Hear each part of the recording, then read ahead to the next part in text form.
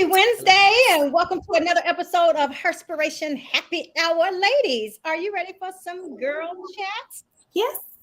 Or I said cocktails and conversations, girl chat. We're over here chatting it up. Yeah, but you know what? Let's get the show started. Amy. Yeah.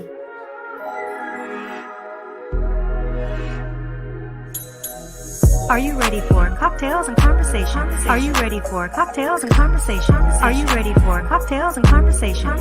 With your host, the unapologetic diva, Dr. G, the girlfriend therapist, Dr. Cortina Lewis, the Blue Phoenix Heels, Louisa Harrell, and the networking extraordinaire, Diana Richardson Philippus.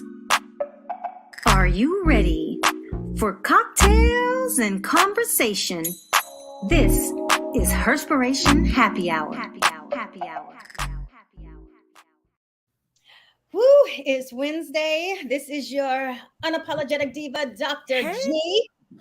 This is Dr. Cortina Lewis, aka the girlfriend therapist.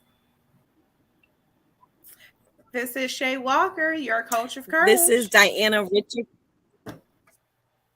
What is going on with Diana? Okay, and this is Diana Richardson Philippus, aka.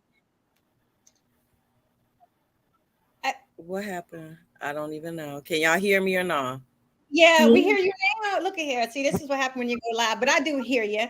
It's Wednesday, so it's so weird that when you watch the news, there's just so much stuff that go on, and I swear, if between the mean queen that's on here, you Shay, and and all of the info news that I get a chance to now really look at, it is so much stuff going on. Woo!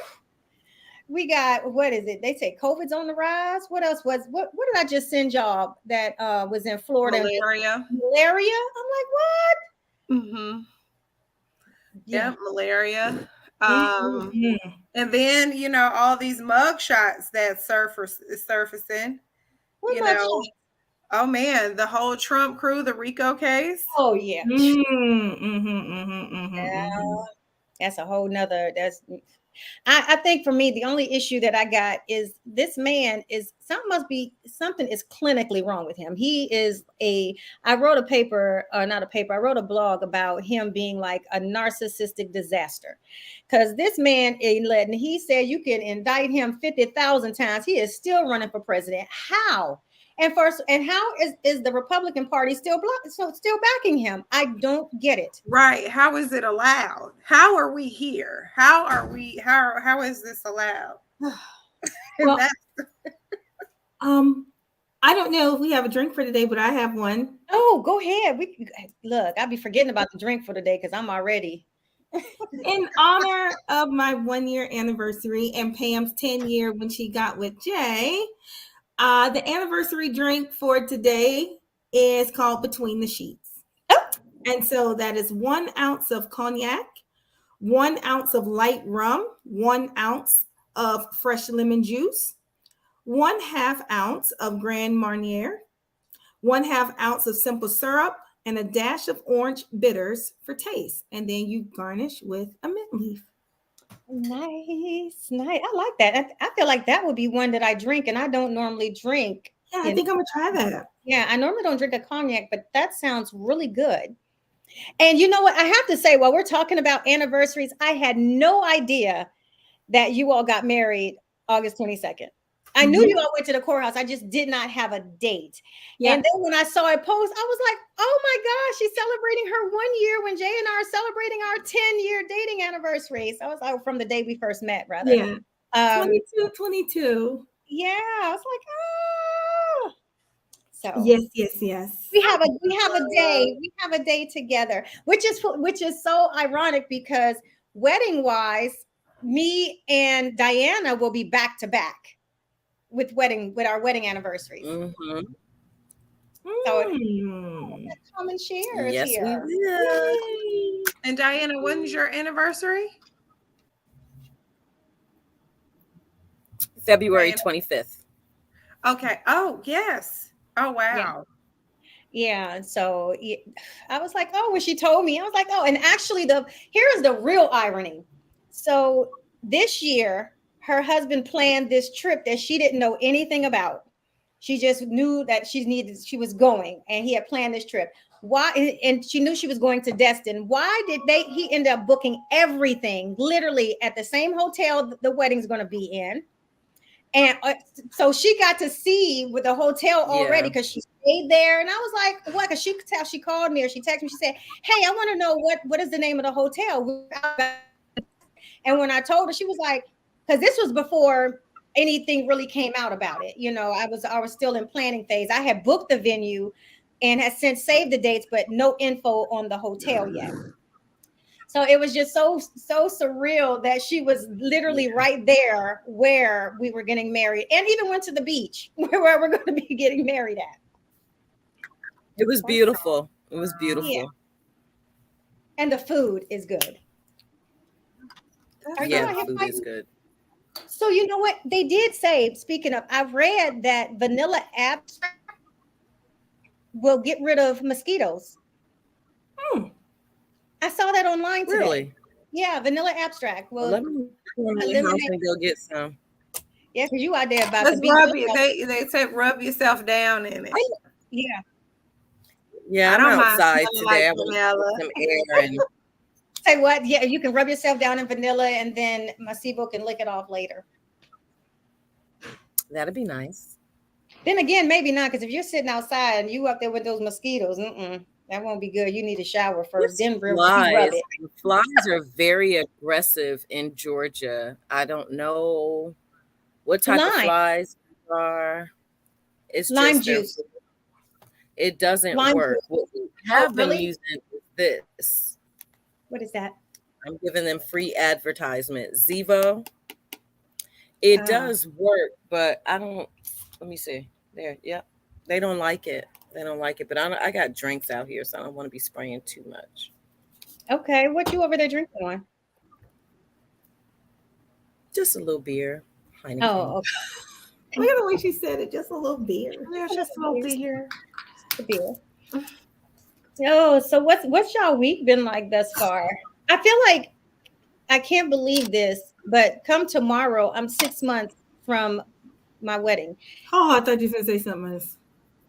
So what and the reason why I'm asking this is because I don't know about you all, but what happened to August? What happened to the summer? I feel like it's gone.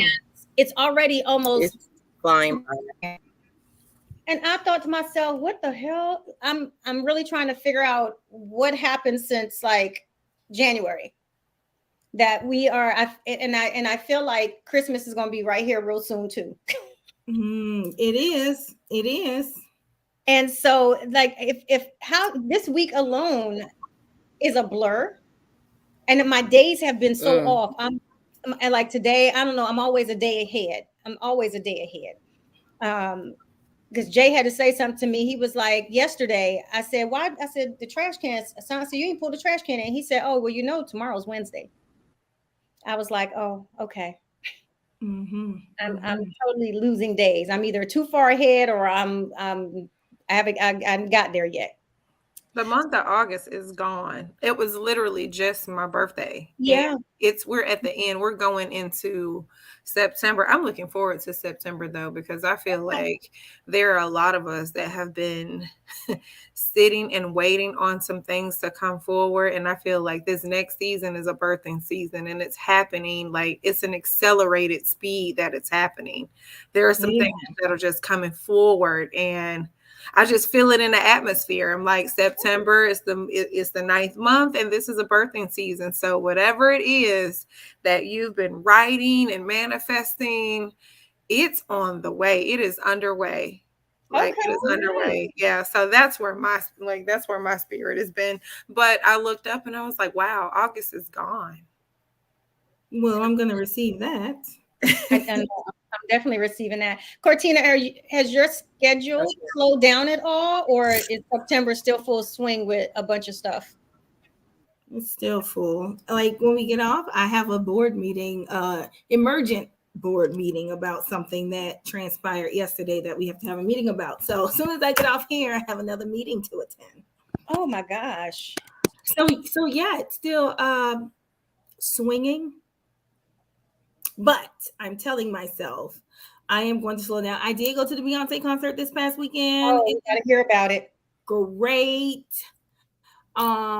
So that was, I got a little emotional while I was there because I was thinking about, oh my gosh, I remember being here by myself, and now I'm able to enjoy this with my daughter who has the same interest as me, because there are so many, and I know we kind of talked about this briefly at the end of our last segment. There are so many people who don't have the opportunity to have a healthy relationship with their moms, and just being able to experience that. And she was saying to me, Mom, you know what? I'm only going to go to concerts with you. And I was like, yeah, I think when you go to college, that might change. She was like, but I love being with you. And so just hearing that, especially when you have teenagers who enjoy being with you, who enjoy spending time with you, like, I want to just be able to cherish that and be here whenever she feels the need to say something or talk about something, or when she just like, she downloads on me all the time what's happening at school, the drama, the not so drama, just everything. And it feels really good to be able to be a safe space for her, because so many kids don't have that. And I just am honored and blessed to be able to have a good child, right? Mhm. She doesn't always do her chores. She's not perfect by no means, but overall, she is a really witty, funny, aloof child. And so I just want to encourage anybody who has teenagers, I don't care if it's a daughter or a son, to just embrace them. School is hard. Even if you have younger children, life is hard. It's challenging. You don't know what they're dealing with in school. So they shouldn't have to fight in school and when they come home. Oh, So yeah. can you be that safe space for them to be able to talk, even if you're an aunt, even if you're a godmother, even if you are just a friend of someone who has children? Do you position yourself, only if you feel like it, to be a safe space for children to come talk to? Because not a lot of kids feel like they have anybody. So Yeah. I'm grateful. I'm a safe space for a lot of young adults. Then just to add one more word for Morgan, mature for her age. She's extremely mature. She's been mature since I've met her, and very intuitive. And that, that goes to for always having that door to open and let her thrive the way that she needs to, because some parents don't allow that. And it's not that she doesn't have restrictions or anything else like that. However, she's just very mature and aware, and she will openly communicate, sometimes too much to a fault. But as long as you open that door and you have that trust with her, and like you would with any kid, they will be very receptive to have even the most toughest conversations with an adult. So I definitely agree with being that safe space for them.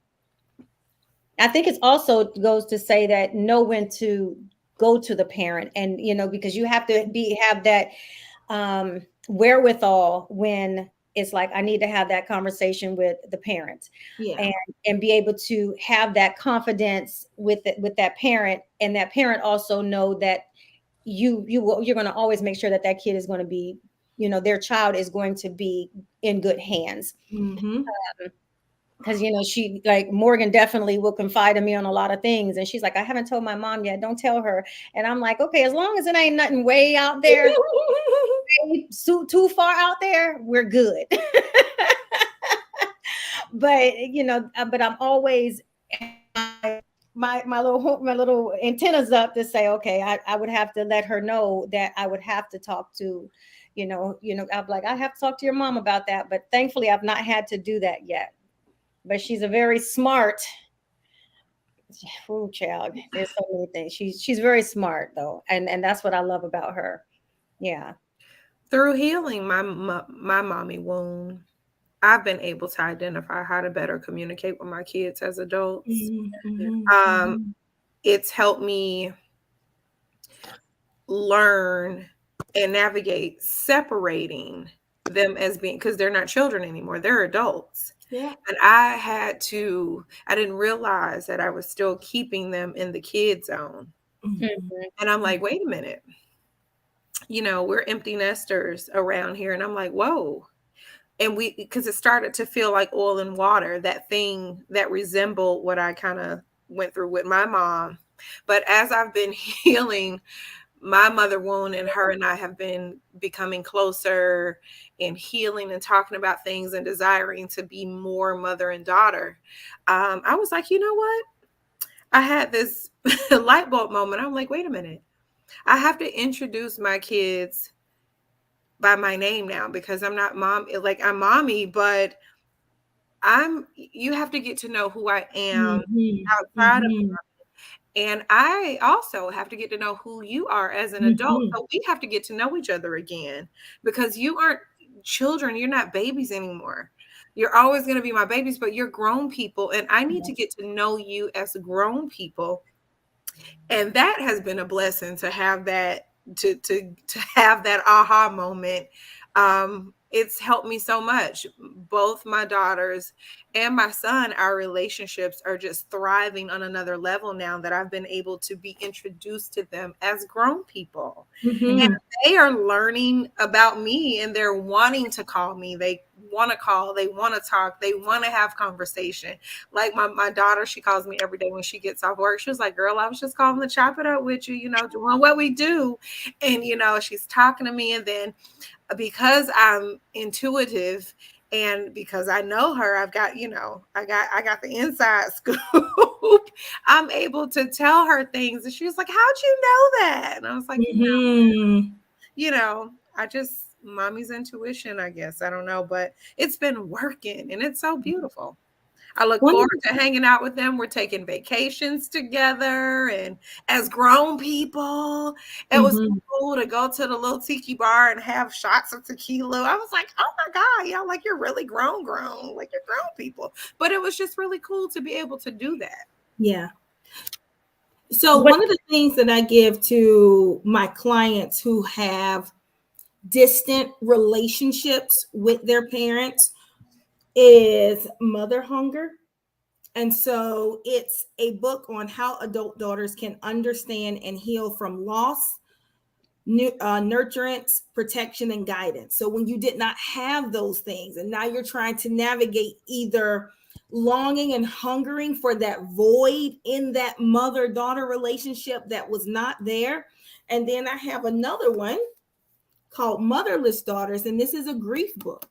So if your mother has passed on and you're trying to navigate the world now, maybe feeling like you're alone, like I'm an orphan, even if you might have a father figure in your life or aunts that act as moms, your mom is no longer there. And so how do I, at any stage in your life, now navigate knowing that the person who gave me birth is no longer on this earth? And I think it's extremely important. Now, if you have a toxic relationship, I don't think that that is something for repair, because you can't fix other people. You just teach yourself. You now respond to them in a way that is not hurtful to you. So not all relationships can be repaired if only one person is doing the repairing. Both people have to be intentional about doing the work as it relates to making this relationship better. And then when you have, and this was something that I mentioned last week, you cannot have this cat iron fist, like you will respect me and obey me and I am your mother. And then when your children become adults, you're like, why you don't talk to me? Because you always told me you wasn't my little friend. Yeah. And so I tell my daughter, I am your friend. You can come talk to me. Now there are boundaries. We ain't finna be doing nothing crazy, but I don't want for you to fear me. I want for you to respect me, but not obey me. I don't want to rule you like a tyrant. I want for us to have a mutual level of respect, so that just grows as you mature. Our relationship matures into a different vein, so that, Shay, what you're talking about with your kids as adults, guess what? That's what it morphs into, because you set the stage for them to be okay with doing it. Yeah, I have a question. So, and my mom and I were talking about this today, and it just made me think about like real taboo conversations. Why is it that we don't talk about death, when it comes to our parents or our siblings, we it's a very taboo. It's like, no, it's almost as if, no, I don't want to talk about it, because, and it's not avoidable. And then mentally you don't, it's harder for you because you never had that conversation about what somebody wants, what somebody does not want. There's a digital footprint. There's so much now that we really need to be having conversations about, but it seems very taboo in a lot of homes out of fear of, oh, what if I talk it up, or whatever it may be. Or some people just don't want to deal with that reality that no one's here to live forever. Not myself, not my mom. But my mom and I were talking today, and I said, even if I was prepared, I'm not prepared. Yeah. And I would always wonder, like, what any of my relationships would become without my mom, because my mom is my staple. My mom is my world. And it's not that I can't live without her, and we haven't had those conversations about it, but I would not know anyone that close to me. Now, my grandmother was close, and I've been close to a lot of people, but there's nothing like I have with the relationship with my mom or my sisters, but mostly my mom. I couldn't even process that. So, and I shared with her, I said, that would become very difficult in any relationship that I would have. They would really have to understand. And I'm grateful that I do have a partner that understands the closeness that I have with my mom and would be able to be there in a way that I would absolutely need. But we don't have these conversations about life after, about what our parents want, what we even want if something happens to us. And I wonder why that is, that we don't have those conversations with our children. So I think my situation is different because I have been faced with life-ending situations. So there was a time when I have a living will, I have a healthcare surrogate. Because you just didn't know, I'm a 2-time cancer survivor. And so putting things in place so that if something happens, heaven forbid, I just leave everything up in the air. So I did ask my daughter, I said, if something happened to mommy, who would you want to go live with? And she said she wants to live with her grandma. She doesn't want to live with her dad. She would want to live with her grandma. And now that was years ago now. So now currently she would want to continue to stay in the house that we live in. She wanted to live with my husband because she wants to continue to see her step siblings. And so I think it's the same reason why people don't plan accordingly, don't do estate planning. They don't see it. It's almost like out of sight, out of mind. It's not here right now. So I'm not getting the life insurances because that makes you face reality. People's time on earth is not forever. And we don't know when they will no longer be here. I think sometimes talking about it makes you deal with real fears. I think sometimes it brings up uncomfortable conversations about what happens after life. And so dealing with death, a lot of people have a lot of hard time with grief and loss. Some people, they don't want to talk about it because it brings up past trauma with the loss of things. And if I'm getting too close to you, me talking about death may make me pull away. Now, this is the emotional side, right? Because if I know that you're only here temporarily, subconsciously, would my mind and my emotions allow me to get as close to you as if it's just out of mind, like I have unlimited time with this person? And so those are some of the things from an emotional and side that I believe why some people avoid having these tough conversations, and they don't know how. Mm-hmm. If you were never taught to have this conversation, how am I supposed to teach my child how to have this conversation? And it's generational, just like with planning, life insurance. Okay, why do we have to have all these GoFundMes when you can have $1 million policy for like $30 a month or whatever it is? Get it young and you just have it so you don't leave your family in a financial bind. But are we talking about it? There are commercials everywhere. You can get it on your phone or what have you. Some of them you don't even need a physical for. Just get it. Get burial insurance. Hell, if you don't want life insurance, you don't have nothing. Nobody needs to pay for anything. You just want to make sure that people are not trying to shuffle and scuffle to pay for your services. at the minimum, get burial insurance.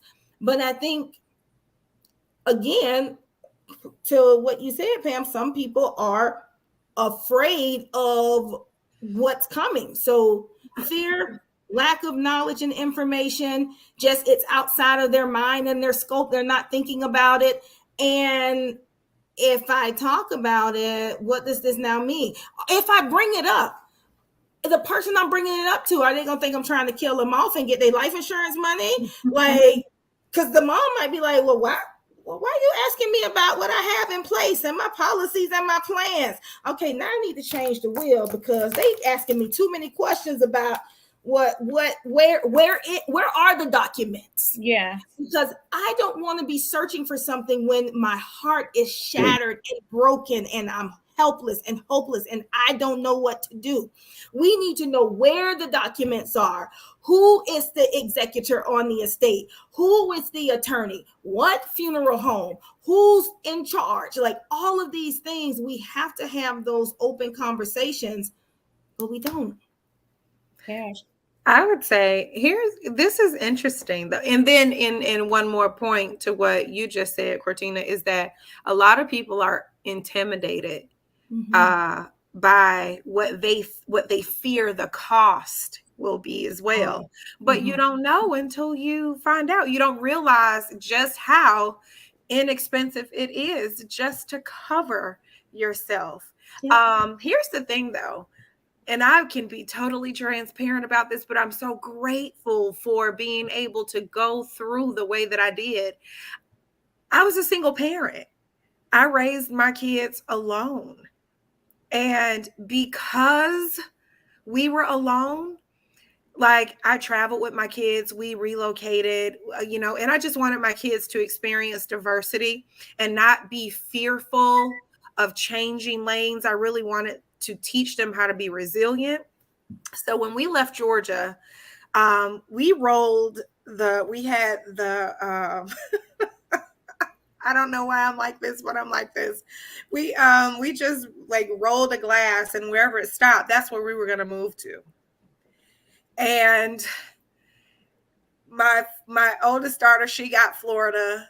Me, my son, and my other daughter, we got Maryland, DC area. So we went to Maryland. We moved to Maryland in 2012.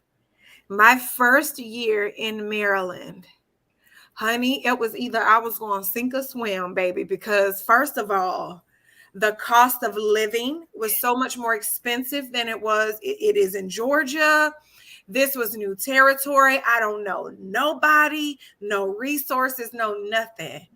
And I'm one of those people, listen, I'm here now and I can't sink and I got these kids, so I got to do it. And so I started, that's the first time that I purchased life insurance policies and I did all of this. But when I did it, I had a financial advisor come sit down in my living room and teach me and my kids finance.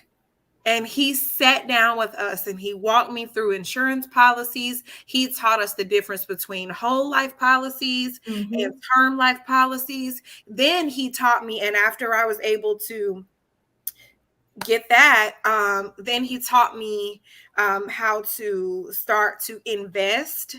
I opened up IRAs. I started investing in stocks. I did all of these things. And every time, so now I've been able to build this financial portfolio. And the kids have the logins. They have all the information. They know where to find everything. They know who's what. They know how to contact. They have everything. I always, anytime I update or change things, I send it to their emails so that they have access. And I was so proud of that. But then I realized that I did that operating out of fear because I was all they had. And in the event something were to happen to me and they are left out here in this big old world with no guidance, with nobody, they knew that they could go here. They knew who they could call. I have things written down. I have a whole plan on how I want things to go. And then I was able to build a financial arrangement for them as they age and get older, just in case I'm not here. At this age, you're able to take this out. You can do this. You can pull this out to purchase a home. You can do this to take care of school debt. Like, I did all of that. And doing it out of fear, because that's what I did. Now I'm sitting on this side where I'm fearless. And I'm like, that was profound. Look at that. Look what you can accomplish when you scared as hell, right? Look, reactive versus proactive. Yes. I mean, and you're reacting out of fear instead of just saying, you know, these are the things that I should have done in the first place. Right. That is extremely profound. I was like, wow. You know, I just never want them to be out here with nothing and nobody, because, you know, people, when people pass, you know how it is. They're around, they're following up, they're calling, and then all of a sudden, you know, life goes on for everybody else, and you're still sitting there in what you're sitting in. And I never want them to feel like they have nowhere to go, they have nobody to call, they don't have any resources, they don't have anybody to turn to. And so now we sit around here with all these mini policies and instructions and CDs. But I'm glad. I'm so glad that I did it. I'm so glad. One of the things, I think you said something about finances, Shay. I think death and money and life insurance is all connected. And so for the same reason that people don't like talking about finances and how that's one of the biggest issues in marriages and relationships, I think part of that is the same reason why we don't talk about making plans, because most of this, when people die, that's financial. That's a lot of money. We don't talk about probate. We don't talk about trusts. We don't talk about wills and all these other type of things. The same reason why we don't talk about finances, because it can be intimidating, like you said. Like, oh, like, I don't want people to be in my business or to know what I don't have or have. It's like, oh, well, I mean, they're gonna be in it anyway. If you close your eyes today, they gonna know. So why not take the stress off of your loved one, so that's not another weight or responsibility that they have to navigate through as they're trying to now navigate this new normal of your absence. Yeah. Make it easy for them. Make it easy for them. Yeah. Make it as easy and as seamless as possible. But I think if we live in our authentic truth especially with our family members, there shouldn't be a conversation that you should be ashamed to have. And I'm just talking about what you said, you know, Cortine, about being fearful about what people would think if you're in a certain position or whatnot. Somebody needs to know you're in that position, because somebody has to come out of pocket should something happen to you. And so those conversations should definitely be had in a very authentic and realistic space to say, you know, here is where I'm really at. Here's where, you know, I'm hoping things change, but here is where I'm at right now. And so let me see what I can do if something happened to me. I'm going to say this, and this is, I haven't done any research on this. I don't have any evidence to suggest, but from a historical context, the only thing we had to pass down was heirlooms, right? So when you were enslaved, I have no property to pass down. So why would I have a will, right? And so when we think about our Caucasian counterparts and, oh, you know what, they always have their stuff together. Well, I mean, for the most part, the wealth that they gained, they want to make sure that they protected it. Where you have a group of people where, okay, we are cycling on the plantation. What is it and who is it that we're giving our things to? The little bit we do have. We don't have land over here. Some who were freed up north. But if you weren't necessarily given, because I would say it's probably passed down, because I'm pretty sure back in something BC, I don't think they had wills. I just think that it was arranged that the oldest child got this and it got passed down. And that way there was not necessarily like paperwork, legal stuff involved. I think it was more traditional in the way that who got what. So again, going back that far, at what point did those things really become important? Because if we wasn't doing it during slavery, if we wasn't doing it during Reconstruction or Jim Crow, or I think some knowledge started coming around during civil rights. I think because not having wills, that's how some of the white people were able to take and steal land from Black individuals who actually had land and who was given land from their, I would say from their fathers, but from their slave masters. Because I just learned, we just had a family reunion. I did not go, but I was reading in the book. Oh my gosh, I absolutely had no idea. And I just went down a whole rabbit hole. I found out that, I don't know how many greats it was, she on paper was enslaved, but her slave master was her partner. But they couldn't say it because back then they couldn't get married. And so it was just so fascinating how a descendant of mine was I don't know how much of a slave owner, because they were married, but they just said that this was his slave so that they could live together. I think it was so fascinating. And I don't know what happened to the plantation or the land or any of those things, or even if they were acknowledged in that way when he passed away, if they were giving anything or anything. And would they have known to write it up? Let's say the slave owner passed away, to write it up in such a way where now the children could now get it. Or what people would do, come steal it. Nope. Mm-hmm. You got to go. We're taking this. And like they did with so many other Black individuals who own crops and fields and hundreds of acres of land, and just bullied their way into taking the land. Almost like that beach. Remember, I think it was that beach in California where they stole the land, and then they ended up having to pay them so many millions of dollars and give their land back and everything like that. I think we just had so many travesties happen. And again, I just think it was a lack of education, a lack of knowing that this was something that needed to be done. And the white people, because they've always had the money, the resources, they knew how to have their paperwork in order to make sure generational wealth that was carried down and kept in this family so nobody else would take it. Yeah. And then how would a Black person be able to get insurance? Because in enslaved individuals, you could get a life insurance policy on them. So if they died, you could get insurance on your enslaved people. So do you think they would have been giving us insurance? Hell no. I'm talking about MetLife, AIG, all of those. What was the other one? It's another one. Those large corporations who insured slaves. So even when the slave died on the plantation, guess what happened? The slave owner got paid for that. So they been knew about insurance. Yeah, we didn't. I don't even think the enslaved individuals even knew that they had insurance on their life. Well, they weren't even, a lot of them were, and then a lot of them were illiterate, so they couldn't read. And the children who learned how to read, it was very undercover about, like they was gonna show them the policy. They didn't have to sign nothing. They just said how many slaves you have.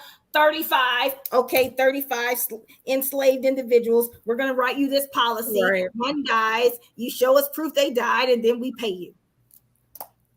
So I don't even think the enslaved individuals even knew they were insured. Yeah, exactly. That would be some very interesting research. So I did the 23andMe, and there are some of my British Irish family that actually reached out to me because, and I was like, oh, this is interesting to get to know that side that I never even knew I was really even connected to. But I think I'm like maybe 18% British Irish or something like that. I'd have to go back and look, but it wasn't like it was no smidgen amount like I would have thought. But I was like, oh, and then they have like so far up in the tree, like fourth cousins. Yeah. Yeah. So to me, fourth cousins is not like that far removed. Oh, okay. You did it too. Yeah. Okay. Yeah, I did it. And I'm like, I was literally in awe at the what it was. It was like some of it I knew, but some of it had me like really thrown off. I was like, oh, this is kind of way different. See, this is mine. And it's really cool. Yeah. Because my mom's family is from the Bahamas. It even picked up down to like, not that I'm just Black, but like what island, that we come from. So it says like your recent ancestry in the Americas, Caribbean. And so it's extremely, extremely cool, I would say. Yeah. And they're African ancestry. Okay. And that was really, really, because it goes from the mom's mom, the mom's mom, the mom's mom, the mom's moms.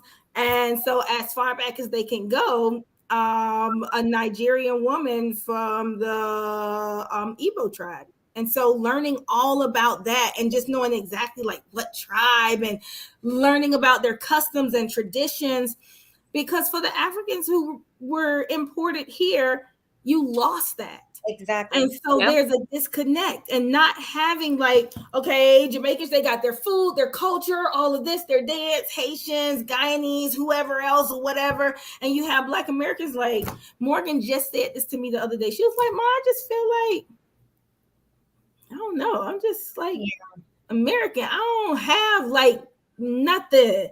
I said, you have something. I said, don't say you don't have anything. I said, we got soul food. I said, we got hip hop. That's really nothing. That's not culture, and it's so weird that Jay is a part of culture, though. We was just having this conversation with some friends, and I said, because Jay is his grandmother is Creole, or was Creole. She's deceased now. From Louisiana.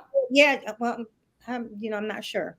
So that's Morgan's dad, people. Yeah. So he's and he was saying how she always spoke it, especially when she got mad and all that, but she did not really like teach them that culture. He don't worry about it. And I said, I think for me, I look at my, my grandmother was Mexican, and on my dad's side, and on my mom's side was pure. My grandfather was pure Indian, and my grandmother, of course, was African. But you just look at, well, she had blue eyes, so she probably would pick up some of that Irish, British Irish. But when we sit here and we look at culture, we created our own culture. But I love that, Mexicans really do have their own culture. Haitians really do have their own culture. But us here in the America, unless your family came here already that Haitian and the culture, culture on, we kind of let culture go. We didn't continue to have it. It's like we're making it up along the way. I don't think we let it go. I think we did not have it because they had different people from different tribes that didn't speak the same languages, and their cultures and customs were different. So if you have 10 people from 10 different African countries and we're on one plantation, I don't know what the hell you saying. I don't know what you're doing this Mexican dance, not Mexican, but whatever dance you're doing, because my dance is jumping up high in the air. Yours is more hip swaying. And so I think it got lost in just coming over and assimilating or being forced to. Because, right, you had to change your name. You couldn't even keep your same name, or you're going to get whooped and beat and all these other things. So I think it was forced from us and lost in just the shuffle and the rearranging and the moving around of different individuals who were imported. So now you don't have anything. And that's where, Pam, like you said, now we started to create it. Just like the good food that we have, it was because we could not necessarily get the good stuff. So that's why we eat hog mugs and fatback and chitlins and pig feet and all the stuff, because that is all they were giving us. So we had to make what they were giving us. We made it good. We put the soul into it to give it the flavor that it has. Yeah. Whew, you did not say hog mug. Oh God. I don't do none of that. No hog listen. No chitterlings, no none of that stuff. None of that. But I mean, you have some absolute valid point. Hey, I just learned about the hush puppy. Oh yeah, you would about throw the- just the learn about the caramel hush to the puppy. dog so Yeah, they with the hush puppy. Get the dogs to be quiet when they're trying to get away. Oh yeah. Now I've heard But about I just learned about this. So listen, so I did the same thing, right? And this is what blew my mind because I don't know who my biological father is. My mom, my dad, he signed my birth certificate and he's bottom line, this is what it is. And I'm like, okay. So anyway, when I did mine, I had to sit in this thing because I know all about my mom, and interesting enough, she didn't even know about, anything kind of really where she came from. So it's 37.5% Nigerian, and then the other percentage is Kenyan, and so after that it's Scandinavian, Irish, Scottish, and Welsh, and then Balkan. Oh. And I was like, really? What an interesting thing here. This is just, yeah. I don't think I've seen Balkan on anybody's that I know. Yeah. And the good thing that I do like about like the 23andMe is that it's evolving to provide you more information about your DNA. So whereas before they just had this, now they're breaking down. I just went in there today and it was breaking down the different British Irish of what it is, whether it's Scandinavian or whatever. And I'm thinking, wow, okay, I need to go back and look. But, I do think it's important to know where we come from, especially for genetic purposes when it comes to medical things.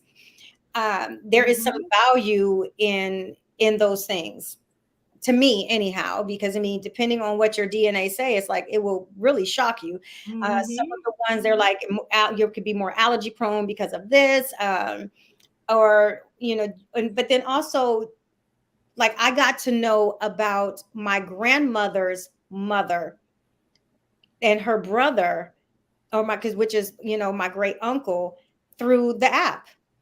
Talking to their grandkids and all of that. So being able to have some semblance of familialship that can give you more insight on your family and your background and who you are, I think it's important. It's an important connection to have anyway about who you are and what your genetic makeup and why you might feel like you look different, or it's like, shit, where the hell I get this from, or or anything else like that.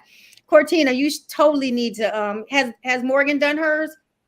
No, I'm gonna do one for her. I wanted Dee to Tell do her one. I hope she Haitian. I hope so too. I hope so. Shay, you got to understand this. Why is Morgan at school Haitian telling people she Haitian? Haitian by association. She Haitian by association. Listen, shut down. she might. It could be. Maybe that's why she. You never know. She could just. She's in tune with herself. She had these people at her school like going for a long time until they was like, okay, explain to us how you Haitian. She was like, well, my bonus dad is Haitian. They was like, well, that'll make you. No, I am, because I know the culture and the food, and I was in the Haitian Independence Festival and I did a dance and oh my God. Hey, it could be in her. I never knew. I'm telling you, I was telling people I was Jamaican, and then I found out, oh, I really am Jamaican. So I'm telling you, Morgan, she my butterfly baby. I'm telling you, I'm picking up what she's putting down. I'm telling you.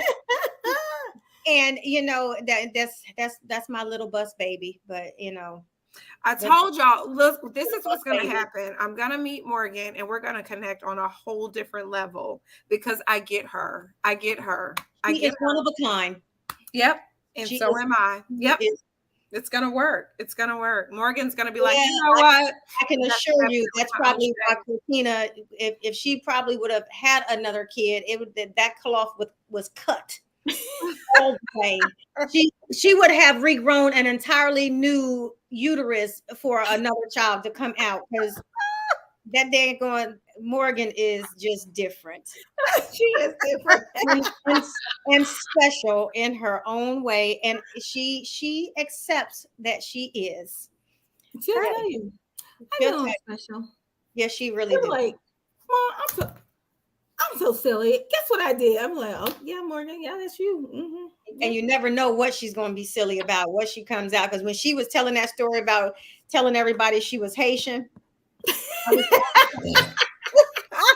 and was dead ass about it, like dead ass. I can dig it. I understand. She knows it on the inside. I'm telling you, it's deep on the inside. So I hope, when she has her DNA, somehow there's a little smidgen of. It's gonna be a lot. Because her dad is from Louisiana, and some of them are Creole. So that Cajun, and they probably came over. It might be in there somewhat, child. Yeah, and I'm gonna be the only one that really ain't Haitian in the household. Okay. Well, you got a little bit of the indigenous in there, and that indigenous is Caribbean and But no. I'm talking about, like, it might say Haiti on hers. Like mine says Bahamian because my mom's dad is from the Bahamas, and so like it might.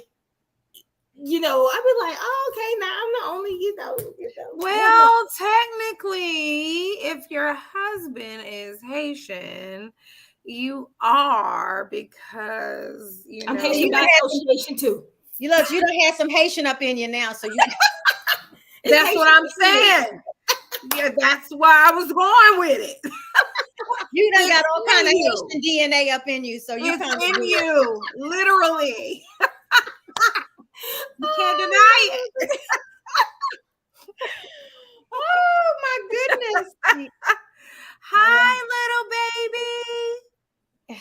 Yeah, he's feeling super needy right now. So he likes sitting on my boobs. Well, I mean, he likes no place like home right there.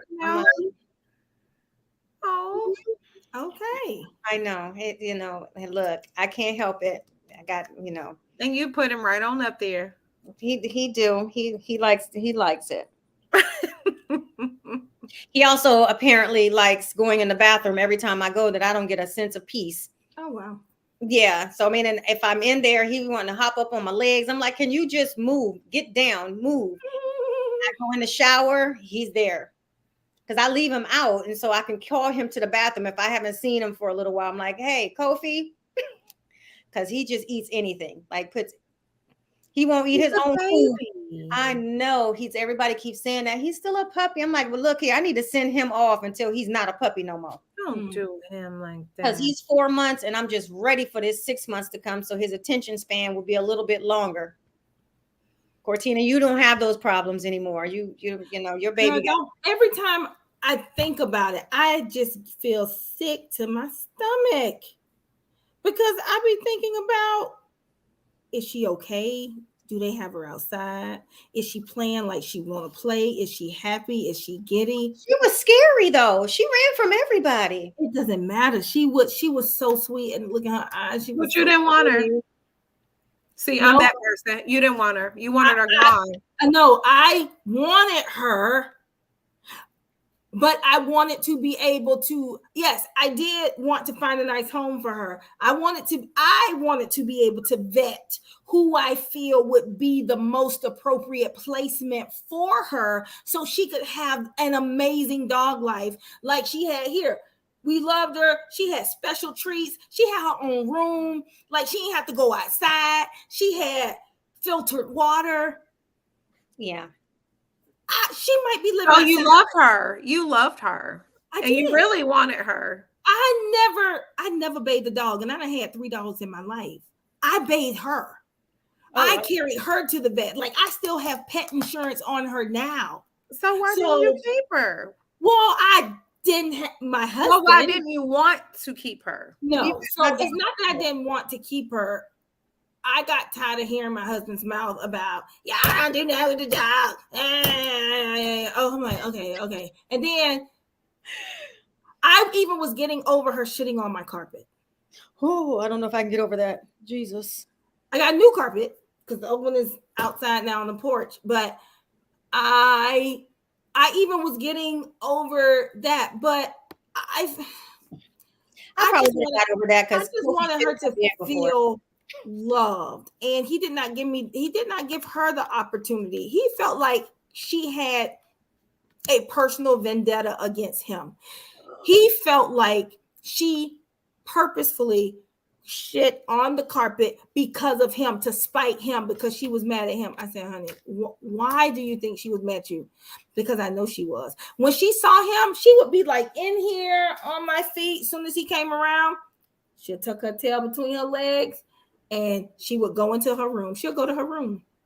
Aw. She was scared. But she's always been scary since we got her. Yeah, she run away from people. She saw me and took off. Unless she knows you, she was like slow to warm. So I felt like I could do some animal therapy with her to get her socialized so that she would not be so fearful of people. But he didn't even give me a chance. Animal therapy. The hardest part was I did not get to say goodbye. Let me tell you, oh my God, I'm gonna text y'all a picture of what my bonus daughter, she drew when she found out the dog was gone. Just yesterday, I said, okay, let's say our good night prayers. She was like, and I pray that Rhea is with a loving family because I miss her so much. She wrote a song for her. She drew a picture of her. Like, that's traumatizing. That girl boo-hoo cried the same way she cried. Like, she found out when, I can't think his name right now, the one who died of a seizure in his sleep. He was on Descendants. Yeah, I remember what you're talking about. Yeah, I remember. Oh my God. She's my like really, really super sensitive child. I'm talking about boo-hoo crying. Like, I'm sitting on the floor with her like for hours, like rocking her. She just crying. She's sitting at the table crying when she found out the dog was gone. Just distraught. Stayed up all night, right? Drew a picture and everything. By the way, I just wanted to share this picture of me and my daughter. Oh, yeah. Beyonce concert. First of all, while we're over here talking real quick, flash your nails. Go ahead, flash your nails with your bee on it. Right. Yes, I had the bee on there because the concert was so great. But it was just really, really sad. And I really, really, really, really hate that my husband did that. Well, puppies are going to be puppies, but I don't know about maybe my dog might need some damn therapy. They do have dog therapy. I'm not doing no dog therapy unless it comes through Banfield where it's already paid for. He's good otherwise. I ain't nope.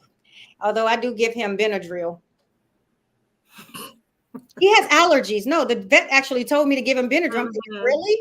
Yeah, they take it. I'd rather break down Zyrtec for him rather than Benadryl. He gets Benadryl shot anyway before he gets his vaccine or his vaccination. So they told me. What kind of food you have him on? Say what? What kind of food do you feed him? Raw diet. Okay. He goes to. I get his food from the farmer's dog. Yeah. I mean, he just had hi Govey. Hi, look at that cute face. And eggs. Like I make him tuna and eggs. Mm-hmm. Girl, he feel like every time I'm eating, he got to be eating what I'm eating. So, and here's the thing, and then because we're almost at our time too. I tell you, some dogs, I can't speak for all, but this one is like literally having a damn kid. So yesterday I was in here and he don't like blueberries. Like I try to get him treats with blueberries and he don't like them. Oh, they're so cute. It says Araya Sunshine. I miss you so much. Oh, and so I'm over here trying to give him. So I gave him a blueberry. He like, no, I don't want that. I don't want that. So I was sitting in the kitchen eating my blueberries because I was boiling eggs and I just sat there. He sees me eating the blueberry. He looked down at the one on the ground. He decides I'm going to go ahead and eat it. So he fighting and pawing it, trying to get it in his mouth. So he gets it because I realized he's lost some teeth. So he finally eats one and now he in my face. I'm over there trying to eat my blueberries. Now he in my face wanting to eat blueberries. So now we both eating blueberries. I stopped eating my blueberry. After it was all gone, he over there looking like, well, where is it at? Where's more? So I go to the fridge and I take out the pack and give it to him. But because I'm not eating him, now he snubs it. I'm like, I can't have nothing, absolutely nothing without him feeling like he got to eat it also. So that's how he ended up getting tuna. Well, that's so special. My teacup Yorkie. So he lives with my mom. He is crazy. He's a crazy dog. So she has him where he gets his apples and he knows the time. Like he will scratch, like, okay, where are my apples at? So he gets a morning snack, he gets an afternoon snack, and he gets a nighttime snack, and he eats in between those. And he will tell you when, okay, my mom be like, okay, Bailey, I'm coming with your, okay, I'm coming, I got it. Oh my gosh, it's past the time. I was like, okay, now you got the bougie dog, because, and Bailey is loyal to nobody. He loves blueberries. I'm serious. Like if he thinks I'm coming towards you, he gonna towards me and try to bite me and everything like that. If he thinks you're coming towards me, he gonna do the same thing. He doesn't care. He just doesn't like when the person he is by is being talked to, when the attention is not on him. He has Oh my what do you call God. those things? Tantrums. Oh, he's crazy. He's a crazy dog. I'm so glad I gave him to my mom. Well, the only thing that's different with this dog is that he becomes a whole different person when Jay gets home. The dog that Jay has here is not the same dog. He's wilding out, got to be biting, and he likes to be put in a headlock and all this other rough house stuff that Jay does with him all day long. I got a calm dog. I'm good, other than being spoiled and having to work with him, either sitting in my lap or forcing him to be on his little mat in my office right now. Or if I'm working on the couch, he's laying next to me, sleep. I get a peaceful dog. Jay gets home from the moment, like he hears the ring go off, and he will leave me. I no longer exist. Jay put him out the room he's in now. That's why he's with me. But otherwise, if Jay walked in right now, this dog will hop, literally probably leap and knock this laptop over to get to Jay. No. And then the funny part is Jay is not a dog person. Jay does not touch dogs, hold dogs, nothing until Kofi. Like Kofi was so small, and Jay was like, you got to show me how to pick him up, because he had never picked up a dog before. And now all of a sudden it's like, I always tell him, this is our dog. He's like, that's your dog. I'm like, really? Because I can't tell, because when he gets home, I get no attention until he's ready to go to sleep. Well, that's how it happens. Didn't you see the little meme on Instagram where the guy, he didn't even want a dog. He was so against having a dog, and now he's got the dog. He feeding the dog, like they eating milk, and he making stuff for the dog, and that's how shredded chicken and putting apples and carrots and. No, I typically I feed him. Jay will make sure, like, I do have some kibble, like if I'm traveling or whatever, that's healthy for him, and he'll have it in his bowl. I just keep it in his bowl because sometimes he gets finicky, and I want to make sure he eats. Now this dog is so damn spoiled that he would take one kibble and walk out of the kitchen and go sit on his pillow to eat one kibble, come back, get another one. I'm like, really? That's my dogs, girl. Cortina, I tell you what, I spend most days wanting to send him to his sitter so I can have a little bit of peace. So trust me, I understand being busy, and I always got to now consider this little hairball. But you know, they're great to have, especially like you would never know I even have a dog because he doesn't bark. He barked at me today because he was mad, and that's how he communicates when you're ignoring him and he wants to be picked up. He'll then just like go talking, and then he'll bark, and he thinks that's gonna get his attention. Normally I'm like, who do you think you're talking to? Listen at you dog mom, you. I'm a Look dog. at you, your doggy mom. Dog mom. But that's our show for today. Cortina, where can everybody find you at? Do you have anything going on that you want to promote that, you know, I know if you're speaking somewhere or whatnot? No, the only thing is the other organization that I am the president of, IABOS, International Board of Sexuality Professionals. We are having our conference in October 6th and 7th in Palm Beach at the Palm Beach Convention Center. So that is the only things thus far that I have. Open to people where they can get tickets? Anybody can come. Okay. It's going to be all things sex and policy and what does it mean to like policy changes as it relates to gender affirming care, and, you know, don't say gay, what's the risk of going to jail if you're having a conversation with somebody. It's going to talk about pleasure. It's going to talk about all things in any arena. If you're an educator, counselor, therapist, layperson, relationship coach, whatever, there's something for everybody. I wish I would have known that, but now October, that day, October 7th, I actually picked my dress up. I know I picked my dress up. So, and then I'm going to a Maxwell concert. So that day is already done. I know, but you make sure you all follow the Girlfriend Therapist so that you can get information to definitely go and support, especially if you're in the Palm Beach, what is it, not far from Miami, Fort Lauderdale, that whole area, so that you can participate. I bet it's going to be good. Shay, what about you? What do you have going on?